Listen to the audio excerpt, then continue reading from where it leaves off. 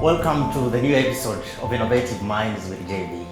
Innovative Minds is a story of an African entrepreneur, a typical African who has done something for themselves, and we try to correct this story so that somebody out there can learn from those that have tried to do something for themselves. Today, I am hosting an amiable gentleman, somebody who is revolutionizing the domestic tourism industry in Uganda. This gentleman has a history that will make you shed tears because his history is so touching. And all the works he has done talk for itself. Before, I want to introduce Mr. Isaiah Jobs Rwanyekiro, the Chief Executive Officer of Breathtaking Uganda. Isaiah, it's a pleasure to have you here. It's a pleasure, Mr. Muzam. We've been waiting for you for a minute, and of course this was very important for me to have and to be able to inspire somebody who is following us in this episode of the podcast. Somebody wants to learn how it is possible to do something for Ugandans, especially in domestic tourism. So Isaiah, thanks again for coming. Let me start from the finishing point, then I will go back and introduce yourself. Or maybe you would love to introduce yourself first. Yeah, of course. Yeah, sure. Like, Please. I am the guest, you're the... Feel free to tell us who Isaiah is. I am the guest, you're the host. So I cannot come to your show and start... Here there are no rules. Here there are no rules, please. So, what you tell me to do is what I will do. Yeah. So, tell us about who Isaiah is. I don't know. Isaiah is an entrepreneur. Yeah. Someone who loves to do business. But more specifically, over the years, I found I tend more towards social entrepreneurship. Okay. Social enterprises. And the social enterprises are the kinds of businesses that touch and change people's lives. Okay. Yeah, because for me that's where my satisfaction comes from. I've made money, I've lost money, and when everything has been said and done, I find that money for the sake of money is not everything. Okay. Yeah, and I've told this to people, and I am not afraid to say it on record. I want to make a lot of money. Okay. But at the same time, God willing, if I make a lot of money, I would like to donate a little bit, like to give it all away. Okay. I don't want to die with anything, with my name on anything. Yeah. My wish. So the day I die, I want to go the way I came, with nothing. I don't want people to start, they are burying me, they are fighting for this or that. By the time I die... You don't want people to fight for property? No. I want to have donated everything. I want to have God willing. Unless, of course, if I die an accidental death. But if it's not accidental, chances are that I will see it coming. Because I think as we get along, you get to understand where this is coming from. Absolutely. So, Isaiah is many things, but today we would love to focus majorly on domestic tourism. And of course, there is this drive that makes you want to be a social entrepreneur and be able to donate all the monies that you have. Very touching. Let's first talk about domestic tourism, and then we'll go back to that story. Recently, you did a successful trip. You took people to Lake Mburo National Park in a trip you called Love in the Wilderness. I know some time back you did something else. Was it Christmas in Wilderness?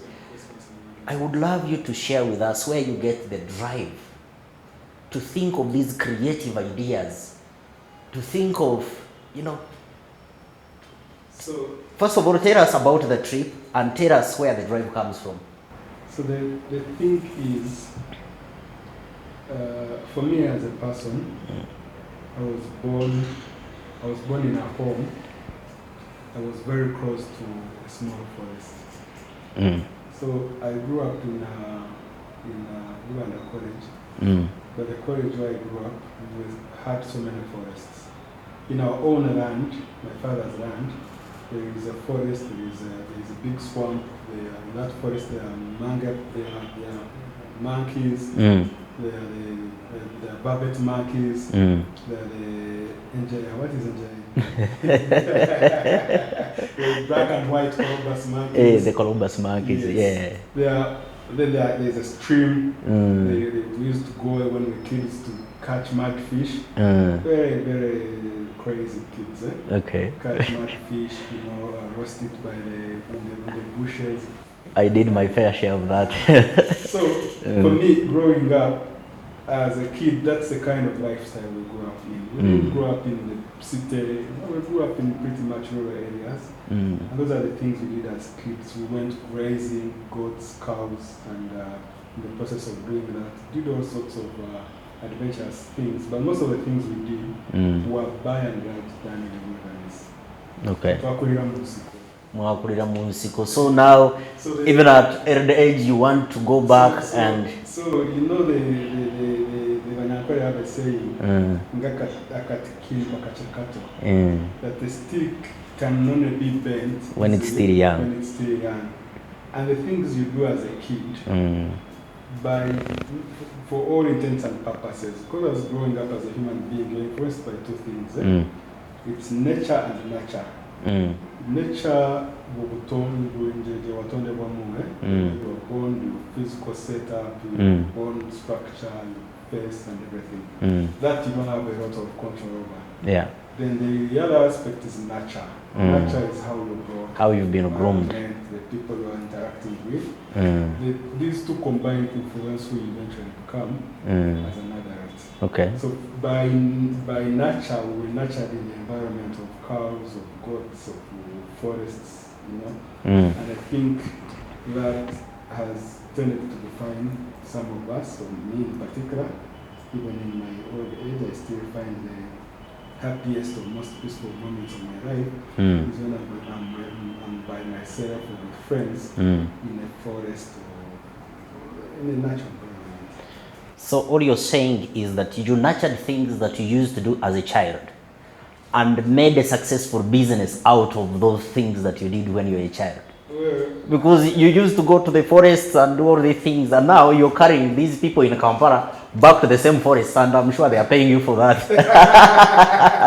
Well, as to whether I have done that as a successful business, that's not for me to decide. The jury is still out there. Okay. This is a going concern. I'm one of them. This is a going concern. Success is defined using so many parameters.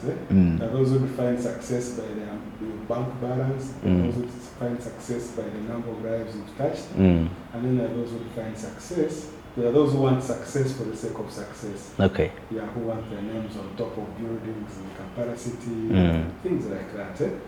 Yeah, but to answer your question, yes, the things we did as kids are things we are still trying to encourage our friends, our brothers, our sisters, the social network. Absolutely. And that's what we encourage them to do. And the fact that we are here today means maybe, probably, we're doing a good job. Okay. I want us to delve much into local tourism, what we call domestic tourism. There are people who are focusing on picking Ugandans and taking them to Dubai and the rest of the countries. Why did you focus much on having Ugandans tour Uganda? Why did you focus on making that your business? Okay. Now, like I already explained, growing up as a kid, I grew up in a nature-centric environment. Now, for some reason, our parents took us to primary schools that were a little bit far off from our homes. So I came from Uganda, where I grew up. We went to St. Mukasa Preparatory School, which is like in Bushemu district. That's like, give or take, maybe 150 kilometers from our home. Okay. Then later on from St. Mukasa, we went to start seminary, which is further in Uganda, and that's about maybe 250 kilometers. And then while in Stabi is one of those traditional schools that's in the forest. It's in the middle of the forest. It's surrounded by a forest. And that forest was largely planted by a priest called Reverend Father Kamujene. Okay. He's rest in peace. Yeah. Since passed on. He was crazy about planting forests and trees. And as kids, we helped him to do that. We participated in the plantations of forests. And then Study had a stream going through its land called the River Kajera. And then Kayora, not Kajera, River Kayora. River Kayora. And I remember even in Staff Seminary, we used to have picnics in the forest. Okay. We used to have, and we had a lot of happy moments. Even if it was a seminary is a place, it's like a seed bed where they take young, good Christian, Roman Catholic boys to train them eventually, hopefully, to become Roman Catholic priests. Okay. So that's where the environment we grew up. Still, even the schools we went to, in one way or another, they still upheld the same values of respecting nature, of loving nature, of doing things, happy moments, in nature-centric environments. By the Bushenyi is home, so you are preaching to converted one. And you know, our home is just a few kilometers from Imaramagambo Forest. Oh. So we would sometimes go there for adventure. We go and walk in the forest before it was sealed off. People ask, where did the name Breathtaking Uganda come from? Yeah, okay. Now, you know Imaramagambo. You know what Imaramagambo means? Now I am beginning to pick the meaning. You tell me. Imaramagambo is that you run short of words. You see something that literally blows your mind away, yes, and you run short of words. Now me, I will tell you my story. Like I've already said, I'm someone who loves travel. Okay. I'm someone who loves nature. Now the name Breathtaking Uganda, let me give you the story. Okay. The name Breathtaking Uganda. So in 2015, I started a company with a friend of mine called Engineer Kwelwaga. Okay. Now, Fernando Tours was based on the song by the ABBA, Fernando. And he had the drums beat. Yeah, you know, Fernando. It talks about people having fun in a wild environment, campfires, wild heartbeats, and things like that. But when we started Fernando Tours, the feedback instantly got from all our friends. They said, no, Fernando Tours, we don't relate with it. Yeah. We don't feel it. And then, but at that point in time, we were thinking of targeting foreign international travelers into Uganda. And then Fernando sounded like Spanish, South American, Portuguese. So we thought it would be easy for the whites and people that But then, when we started Fernando Tours, we did a few trips. Because we wanted to first understand what was happening out there. And we went with some of our friends. Okay. But the feedback our friends kept telling us, they were like, but Isaiah, you've grown up in Uganda, you're Ugandan. Why do you even want to look for us to come to tour? Yet we are here, your friends. We've seen you travel the country. We like what you're doing, we can travel with you. Why don't you start with the low-hanging fruits? Yeah. So that's when we quickly changed our focus from Fernando, started thinking about something else. But that was 2015. Now, 2016, I start getting what they called initially was called irritable bowel syndrome. Yeah. Irritable bowel. And whatever I ate, I would get bloating, So I started seeing a few doctors. Yeah. A number of them, some said it was irritable bowel syndrome, others said it was H. pylori. Yeah. Others said it was hemorrhoids. Yeah. Until one day I met a doctor in February, December 2017, called Dr. Makobore. Dr. Makobore. Yeah. Hospital. So So when I told him what I was going through, the person said, no, that cannot be syndrome, that cannot be hemorrhoids, that cannot be H. pylori is abscess. Yeah. It's upper abdomen, lower abdomen, it's a whole different ball. Yeah. So the first thing we need to do, let's do a colonoscopy. So we went to Kampala Hospital, did a colonoscopy. And during the process of doing a colonoscopy, it was done by a doctor called Dr. Stuka. They do what they call biopsy. Then kind of cut in small specimen, and then they took it to the laboratory. Because in the process of doing colonoscopy, they saw there was like an ulcer. In the colon. In the large intestine. So they took samples, sent them to 3 distinguished pathologists. 2 of them said they didn't see nothing, but one of them, Professor Mutema in America, said, in this sample I got, there's a problem. Some non-differentiated adenocarcinoma. Yeah. Meaning you're seeing cancer cells in the what? In the tissue you got. That was around February 2017. But because these are 3 distinguished professors, pathology professors, one was Professor Rwanyekiro, now Professor Karungi, now this was the third one was Professor Mutema. Yeah. So there was a stalemate. So the doctors here in Uganda started saying, okay, whom do we go with? Whose report do we take as true? Yeah. So Dr. Makobole says, you know what I done? I'm going to take you, I'm going to take you back to theater. This time I'm going to do what we call examination under anesthesia. So he took me back to theater in Kampala Hospital and did something called examination under anesthesia. Now this was an extended, he opened down there and tried to see what was going on, but got samples now from different sides of the ulcer. Yeah. So when he brought the samples back, he still sent them to 3 professors. Now Professor Mutema again says, I'm seeing what? Adenocarcinoma cells. Okay. Professor Wabingwa also now concurred with him. But Professor Karungi still said, no, guys, I've done everything I can, using my expertise, I can't see anything. So at that point, there was a bit of confusion. Yeah. So Dr. Makobole asked, we don't know what is what, but we think since 2 professors have said there's a problem, let's go by the consent by the majority now. If this was a vote, 2 out of 3 says there's a problem. But then he said that we need to find get the bottom of the matter. Said the only way to get the bottom of the matter, the Supreme Court of these sorts of problems is a machine called PET. The PET scan. Something. Yeah. And at that time it was not available in Uganda, it was not available in East Africa. The closest place we could get it was across the Indian Ocean. Yeah. In India. So he says, I hear that story. Can you afford to go to India? I said, I can't afford that now that it's a matter of life and death. My choices are very limited.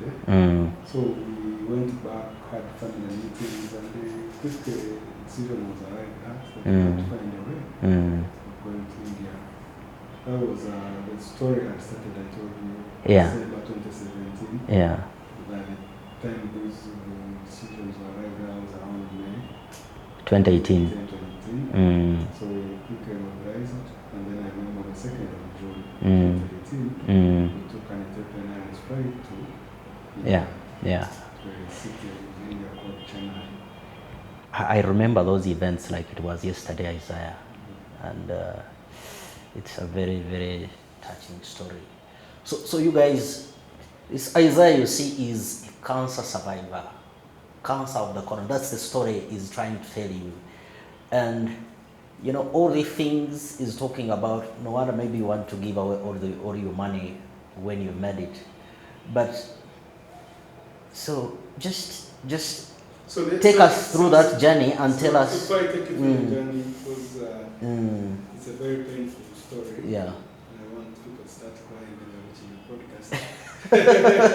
You asked how the name Breathtaking Uganda came about. So by that time, we, like I told you, I already started Fernando tours, and we wanted to do tours in big time.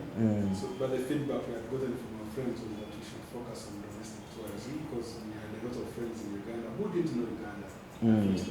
As I first finished that story from Makobore and how you traveled. Yeah, you. Okay, please. So I have some friends, Bernard Oroje, there's another one called Collins Ngume, that I consulted a lot. We thought Fernando Torres was not going to be a good brand. And then we started thinking of names. We first of all initially thought of Incredible Uganda. But when I went to India, I found there was an Incredible India. Okay. That was being used and it had been a very successful brand. So we realized we couldn't use Incredible India because Incredible Uganda would look like copycats. Okay. So we started thinking. Now one day when I was in hospital in India, I used to pretty much when in hospital you don't have much of doing. So I used to watch a lot of Indian TV. Okay. So in one of those TV broadcasts, there was an advert talking about how incredibly beautiful India is. And at that time, I think they were describing the Taj Mahal. And then said, when you get to the Taj Mahal, it's breathtakingly beautiful. It will take your breath away. Yeah. And then, at that point in time, everything fell in place. Yeah. Yeah. Like, bam. So when I quickly paused and called, did a WhatsApp call to Bernard and told him, you know what, Bernard, you've been looking for a name. I think research has ended. And that's how breathtaking.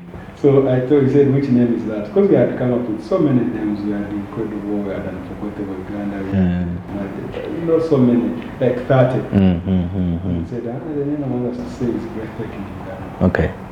He was in his office. So, you know what I mean? I'm even closing my laptop now. This is it. Then even go home, relax. Finally, the name is what? It's so Breathtaking Uganda. Yeah, and doesn't even need the tagline, doesn't need just that. Yeah. That simple. Yeah. So he did the logos, he did the corporate identity, the CI and everything. And that's how Breathtaking Uganda. But before, when I heard how these guys were describing how incredibly beautiful the Taj Mahal was, then I remembered everything. I remembered the Maramagambo. You remember the Maramagambo, Karinj. And I've been to these places. You can follow us on all our social media platforms. These videos are on our YouTube channel. You can subscribe and like these videos. You can check us on TikTok, Instagram, Facebook, and all the channels. The handle is at jbuzabu. Isaiah, you were telling us how you moved to Jidepo, how you moved to Bwindi Impenetrable, how you visited the two crater lakes, and all the scenes were breathtaking. But of course, the secret was Maramagambo, which is our home forest. That was the starting point. Yes. So now you're traveling, of course, you're traveling with these people. And then, of course, you had this mind of moving. At what point did this thing become this big? And you can't deny that it's not big. Yeah, because according to me, according to you, what is one trip where you took the largest numbers? And when was that? I've done so many trips, over 100 trips, group trips. Yes, you've done one of them. But I think the recent trip to last year, end of last year, where we went to Miss Uganda, the minister, and several provinces, yeah, to Pianope, yeah, in Karamoja. I think overall we had about 50 people, 50 plus people. Yeah. For me, that was the biggest domestic trip we did. Yeah. So you have 50 Ugandans going to visit a Ugandan National Park. Not even a national park. A game reserve. Why? Because game is limited. Game is limited. Yeah, why do I put the flora and fauna? Absolutely. The geographical features, because there are rocks, caves.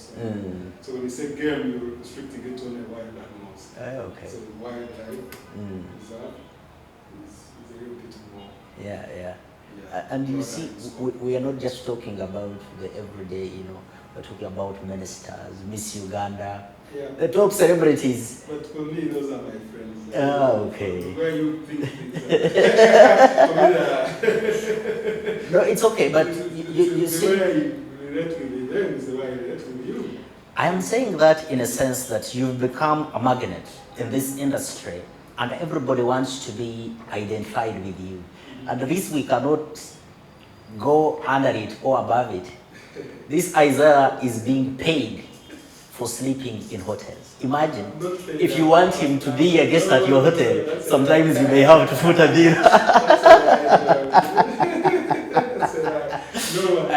It's not a lie in a sense, because I know sometimes you do mystery shopping. It's on record, yeah? Mystery shopping I do, yeah? Okay. It's like I've told you. That is a hybrid way of being paid to sleep in a hotel. Like I've told you. Yeah. I'm not after money. Yes. Unfortunately. Yeah. And that's something that's difficult for many people to comprehend. But it's not up to me to make them comprehend it myself. Okay. Yeah.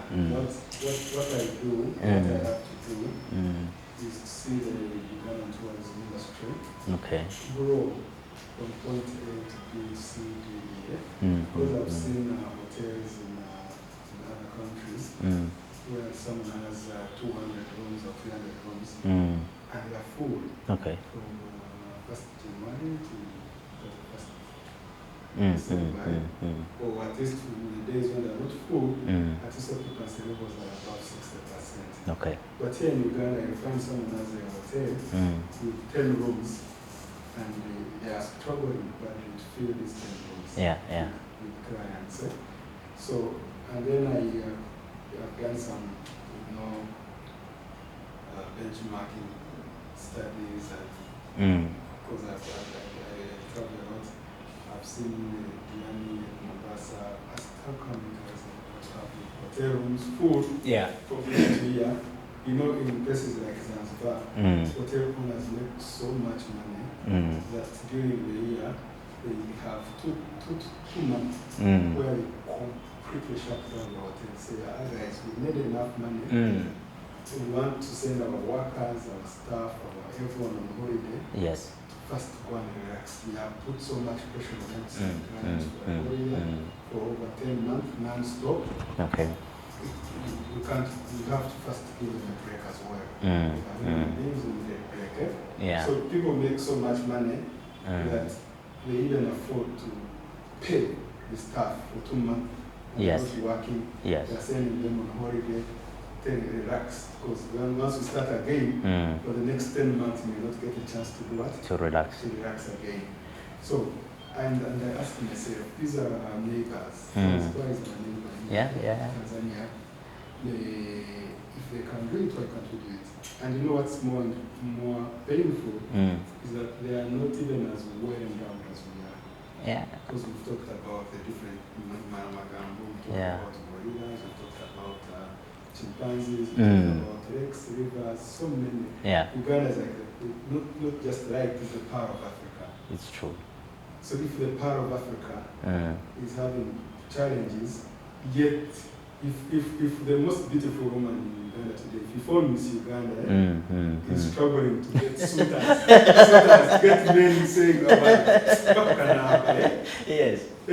Why? She passes through Kampala, yes. She sits at Cafe Javas, and no man approaches her saying, nobody's saying hello. Nobody's saying hello. And then you find that girls who are not even half as beautiful as she is, they are being swarmed by men. They are being hitched every Sunday. The men are taking them, giving them brand new cars, they're doing all these sorts of things to get their attention. What does that tell you? Like, sincerely speaking. Wait. It brings me to a question. Do you think we are not doing enough as a country? No, you have not answered the question. If you found a very beautiful, very smart, both, in brains, in outlooks, very nice, everything going for her. But no man approaches her. Then there's a problem with her. I have no idea. Maybe the problem is with the men. The problem could be with the men. Okay? But also the problem could be that the woman, her attitude, when the men approach her, is such that is a repairing one.